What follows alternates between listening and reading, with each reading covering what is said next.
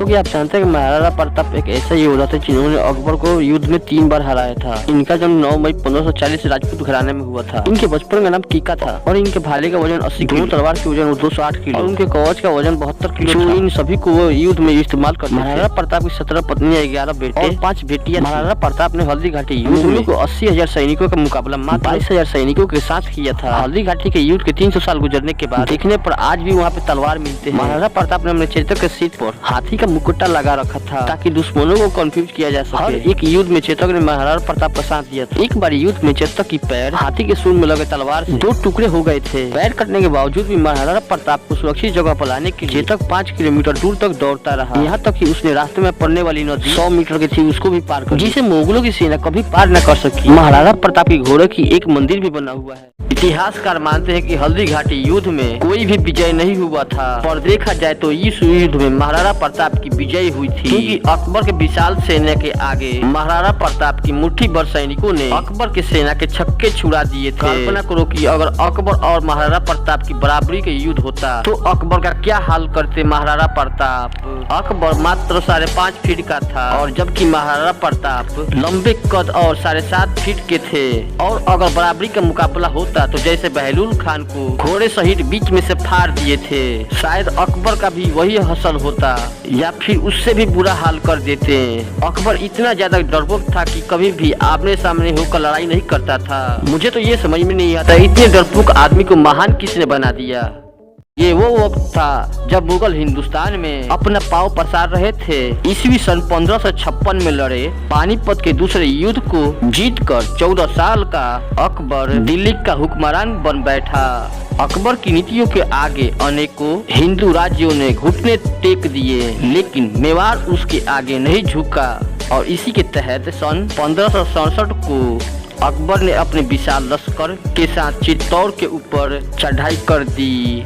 भयंकर कत्लेआम मचाते हुए अकबर ने पूरे चित्तौड़ तबाह कर दिया और इस तरह से चित्तौड़ सहित मेवाड़ आधे हिस्से के ऊपर मुगलों ने अपनी हुकूमत कायम कर दी। और यह घटना उदय सिंह की मृत्यु का कारण बना। पिता की मृत्यु के बाद फरवरी सन 1572 को हिंदुस्वर महाराणा प्रताप मेवाड़ के राजा बने। भारतीय इतिहास के 3 सबसे बड़े महाशासक जिनके ऊपर हमें गर्व होनी चाहिए। गुरु गोविंद सिंह, सिखों की सरदार। सिखों की ये महान गुरु कितनी ज्यादा महान थे इस बात का सबूत मिलता है चाकोर की युद्ध से, जिस युद्ध में गुरु गोविंद सिंह ने मात्र 40 सिखों की सहायता से 10 लाख मुगल की सेनाओं को मात दे दी थी और औरंगजेब को जफर नामक पत्र लिखकर औरंगजेब को उसकी औकात दिखाई थी। बंदा सिंह बहादुर, खालसा सेना के सबसे महान कमांडर, एक वीर योद्धा धरती में जन्मे। ये एक ऐसे संतान थे जिन्होंने अपने मरते दम तक इस्लाम नहीं मानी, जबकि ग्रेनियन फरूख सैयद ने जबरन इनसे इस्लाम कबूल कराने के लिए इनके बेटों को इन्हीं की आंखों के सामने मार डाला। और बंदा सिंह बहादुर को कई कठिन सजा दी गई और अंत में उन्हें मार डाला, पर अपनी आखिरी सांस तक उन्होंने इस्लाम कबूल नहीं किया। पृथ्वीराज चौहान, भारतीय इतिहास में भारत के इतिहास का सम्राट माना जाता है। इनके नाम से ही दुश्मन थर थर कांपते थे। इतिहास के 3 महान व्यक्ति जिनके ऊपर सभी भारतीयों को गर्व होना चाहिए। नंबर 1 महाराणा प्रताप। महाराणा प्रताप का नाम इतिहास के स्वर्ण अक्षरों में लिखा गया है, जिसने अकबर के नाक में दम करके रख दिया था। इनकी ताकत का अनुमान आप ऐसे लगा सकते हो, इन्होंने एक ही वार में बहलूल खान उसके घोड़े सहित को 2 हिस्सों में काट दिया था। इनको तो आप जानते ही होंगे। नंबर 2 छत्रपति शिवाजी। भारतीय इतिहास के इस सम्राट को साक्षात शिव जी का स्वरूप माना जाता है, क्योंकि इनके नाम से औरंगजेब थर थर कांपा करते थे, क्योंकि इन्होंने एक मुट्ठी सैनिक की सहायता से लगभग पूरे भारत से मुगलों को मार भगाया हुआ था, जिसमें इन्होंने अफजल खान को किसी खिलौने के जैसे मार डाला था। नंबर 3 सरदार उधम सिंह। भारत का यह शेर इंग्लैंड जाकर जलियांवाला बाग हत्याकांड का बदला लिया था, क्योंकि जनरल डायर ने सन 1919 ईस्वी में भारत में नरसंहार किया था। इसका बदला सन 1940 ईस्वी में सरदार उधम सिंह ने लिया था।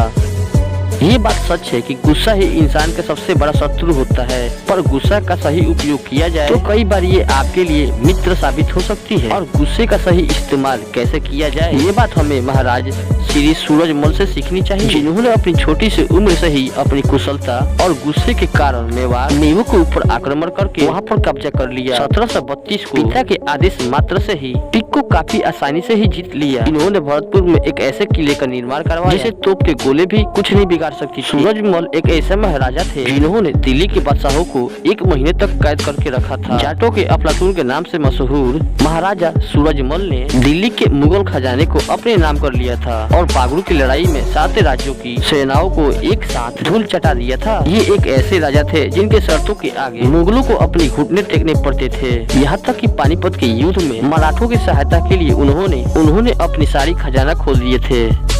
भारतीय इतिहास के 3 महान शासक जिनके ऊपर हमें गर्व होना चाहिए। वीरा पांड्या कडबोमन तमिलनाडु में जन्मे इस सरदार को कभी भी नहीं भुलाया जा सकता, क्योंकि इन्होंने स्वाधीनता के लिए अंग्रेजों से लड़ना चुना और अपनी कौशलता के कारण ये अंग्रेजों को हार की स्वाद चुखाने वाले ही थे। तभी इन्हीं के दलों में कुछ गद्दारों ने कडबोमन को धोखा देकर उन्हें अंग्रेजों के हाथों सौंप दिया और मात्र 39 वर्ष की उम्र में कडबोमन को फांसी की सजा दे दी गई। रानी लक्ष्मीबाई खूब लड़ी मर्दानों वाली वो तो झांसी की रानी थी। ये सब धरती के कोने कोने तक गूंजती है, क्योंकि रानी लक्ष्मीबाई ने पराधीनता को ना स्वीकारते हुए 1857 की क्रांति में अंग्रेजों को उन्होंने उसकी औकात दिखाई थी और इस वीरांगना के डर से कई अंग्रेज तो इनकी नाम सुनकर ही कांपा करते थे। पुलकेशी द्वितीय दक्कन की एक क्षेत्र में फैले चालुक्य साम्राज्य के सबसे महान और शक्तिशाली पुलकेशी द्वितीय, उन्होंने अपनी शासनकाल में लगभग पूरे दक्षिण भारत को एक कर लिया था।